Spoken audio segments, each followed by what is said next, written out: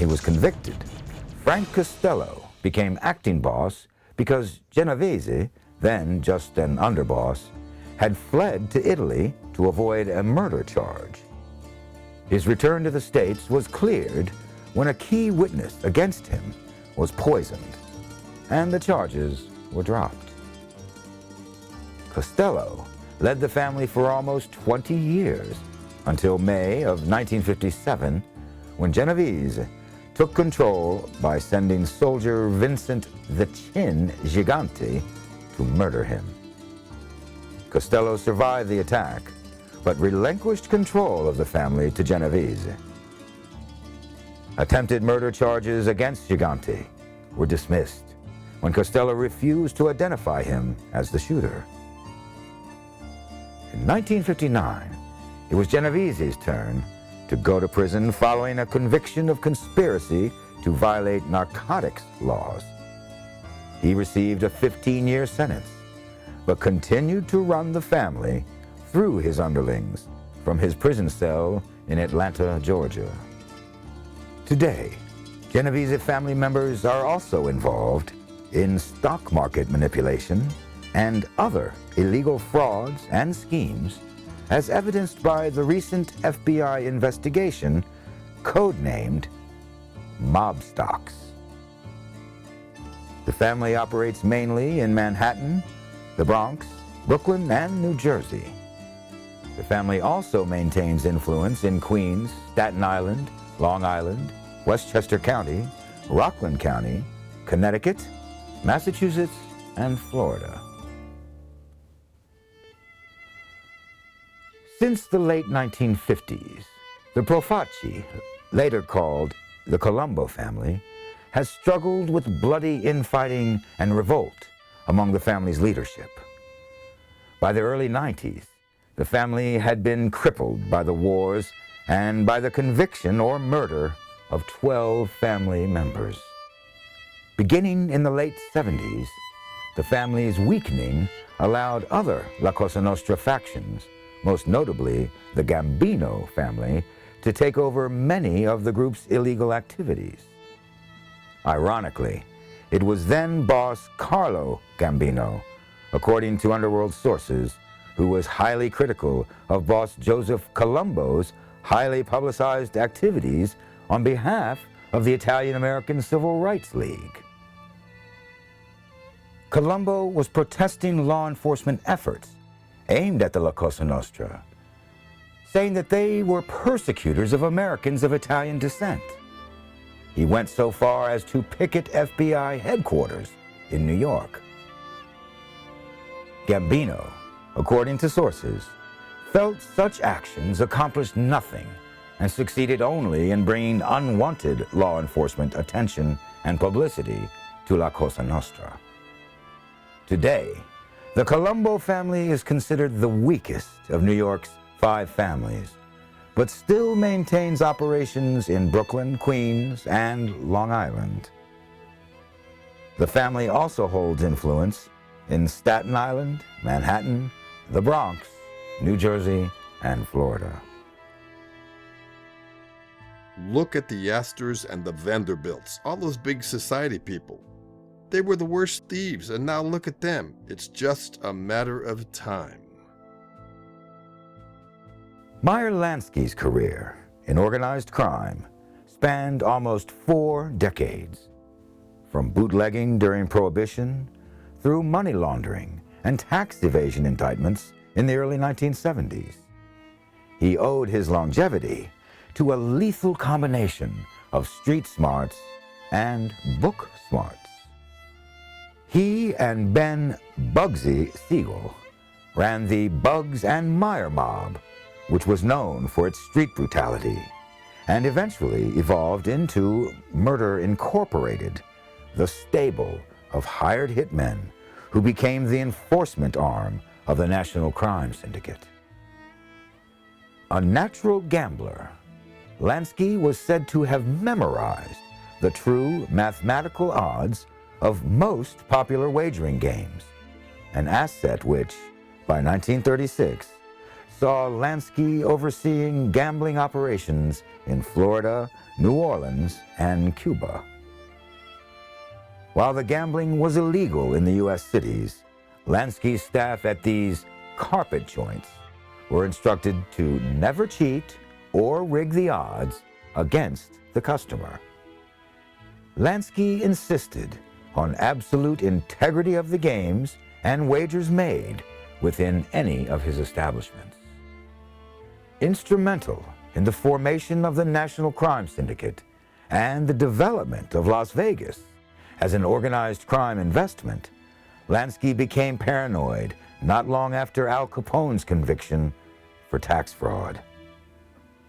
He was sure that the government could lock him up as well, so he laundered money through an offshore bank in Switzerland and later undertook investments and larger roles in companies selling jukeboxes and televisions to bars and saloons.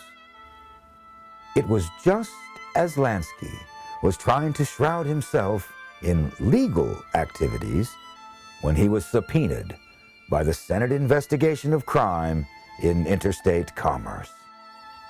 During Senator Estes Kefauver's 1950 hearing, Senator Charles Tobey and Lansky's attorney Mosif Polikoff debated the ethics of any attorney who would represent a gangster. In this case, it was Lansky's friend and known associate, Lucky Luciano. During the week of December 22nd, 1946, the Hotel Nacional in Havana, Cuba, saw a meeting of various and nefarious people for whom Senator Tobey would not have served as counsel. It was a meeting the likes of which had not been witnessed since Atlantic City in 1929, at the conference that had given birth to the National Crime Syndicate. Entertainment at the conference was provided by, among others, Frank Sinatra, who flew down to Cuba with his friends, the Fischetti brothers. The conference was allegedly arranged by Lucky Luciano, who had been deported to Italy and had to travel to Havana with a false passport. Meyer Lansky shared his vision of a new Havana, profitable for those willing to invest the right sum of money. According to Luciano, he himself was appointed as kingpin for the mob, a title he had once renounced and denied the existence of, to rule from Cuba until such time as he could find a legitimate way back into the U.S. The Congress also discussed drug trade routes through Cuba and the fate of Bugsy Siegel, whose Las Vegas casino, then preparing to open, was hemorrhaging mafia money. Only the pleas of Meyer Lansky momentarily spared the ultimately doomed gangster. While to the mob, Vegas still seemed too high a risk, Cuba looked like a sure bet. In 1952, Meyer Lansky offered then-President Carlos Prios Ocaras a bribe of $250,000 to allow former Cuban President General Fulgencio Batista, who wanted to open Havana to large-scale gambling, to step back into power. By the mid-1950s, General Batista and his regime yearly received $1 million from slot machines alone. Other kickbacks and bribes from casino resorts, such as the Montmartre Club and the remodeled Hotel Nacional, are nearly incalculable. But the celebration would be short-lived. On New Year's Eve, 1958, many hotels and casinos were looted as Fidel Castro led a revolution to overthrow the crooked government. The new regime installed President Leo, who worked to close down the casinos. By October of 1960, gambling had been outlawed in Cuba, effectively ending the mob's activities on the island nation and losing Meyer Lansky an estimated $7 million. Meyer Lansky's pardon for Bugsy Siegel was to be short-lived. While the Flamingo Hotel and Casino in Las Vegas opened with a fizzle, it eventually grew to turn a profit for its mob investors. In spite of this fact, the commission had had enough of Siegel, who had overseen the disastrous construction, opening, and reopening of the resort, and decided that he had to go. He was assassinated during the summer of 1947. As the Flamingo found its footing, gangsters soon funneled funds into the desert city to open a number of casino hotels, such as the Sahara, the Sands, the Showboat, and the Tropicana. 1952 through 1957 saw not only increased mob investment, but a big return. Even with the almost public knowledge that these casinos were funded by organized crime, over 8 million tourists flocked to Vegas by 1954, gambling almost $200 million per year. The old magic appeared to be back. In many ways, Vegas became America's speakeasy, offering activities and a lifestyle unavailable in many other resort destinations.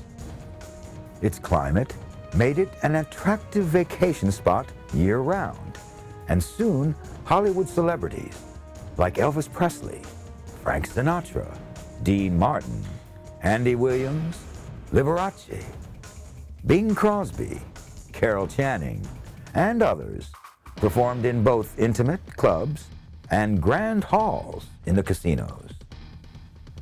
Las Vegas, of course, still thrives today. Its casinos are open 24 hours a day. Its buffets are renowned. Its shows are spectacle-defined. Thanks for watching. If you'd like to help us produce more compelling historical content like this, please like, comment below, and share this video with fellow history buffs. And of course, be sure to subscribe to help keep history happening.